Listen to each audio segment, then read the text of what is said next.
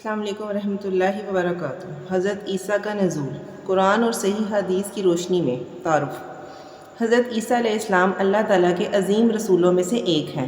اللہ تعالیٰ نے انہیں بے باپ پیدا کیا، معجزات عطا کیے اور بنی اسرائیل کی ہدایت کے لیے بھیجا۔ جب لوگوں نے انہیں قتل کرنے کی سازش کی تو اللہ تعالیٰ نے انہیں محفوظ فرما لیا۔ کیا حضرت عیسیٰ کو سولی دی گئی تھی؟ قرآن مجید فرماتا ہے انہوں نے نہ انہیں قتل کیا اور نہ سولی دی، بلکہ معاملہ ان پر مشتبہ کر دیا، بلکہ اللہ نے انہیں اپنی طرف اٹھا لیا۔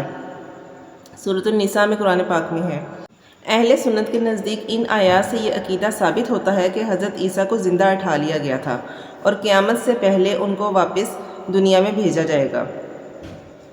حضرت عیسیٰ کب نازل ہوں گے؟ صحیح حدیث کے مطابق امام مہدی کے زمانے میں، دجال کے خروج کے بعد اور قیامت کی بڑی نشانیوں میں سے ایک کے طور پر۔ حضرت عیسیٰ کہاں نازل ہوں گے؟ صحیح مسلم کے مطابق وہ دمشق، شام کے مشرقی حصے میں ایک سفید مینار کے قریب نازل ہوں گے۔ نزول کے بعد کیا ہوگا؟ مسلمان نماز کے لیے کھڑے ہوں گے، امام مہدی انہیں نماز پڑھانے کی پیشکش کریں گے۔ حضرت عیسیٰ فرمائیں گے کہ نماز امام مہدی ہی پڑھائیں گے تاکہ امت محمدی صلی اللہ علیہ وسلم کی امامت برقرار رہے۔ پھر حضرت عیسیٰ مسلمانوں کے ساتھ دجال کا مقابلہ کریں گے۔ دجال انہیں دیکھ کر کمزور پڑ جائے گا اور حضرت عیسیٰ اسے اللہ کے حکم سے قتل کر دیں گے۔ اس کے بعد کیا ہوگا؟ صحیح حدیث کے مطابق حضرت عیسیٰ عدل و انصاف قائم کریں گے، صلیب توڑیں گے، خنزیروں کو ختم کریں گے، جزیر ختم کریں گے، لوگوں کو اللہ کی عبادت کی طرف بلائیں گے۔ یاجوج اور ماجوج، دجال کے خاتمے کے بعد اللہ تعالیٰ یاجوج اور ماجوج کو آزاد کرے گا۔ وہ زمین میں فساد پھیلائیں گے۔ حضرت عیسیٰ اور اہل ایمان اللہ کے حکم سے محفوظ مقام پر رہیں گے، پھر دعا کریں گے اور اللہ تعالیٰ یاجوج و ماجوج کو ہلاک کر دے گا۔ حضرت عیسیٰ کتنے عرصے تک رہیں گے؟ بعض روایات میں ذکر ملتا ہے کہ وہ تقریباً 40 سال زمین پر رہیں گے، پھر ان کا انتقال ہوگا۔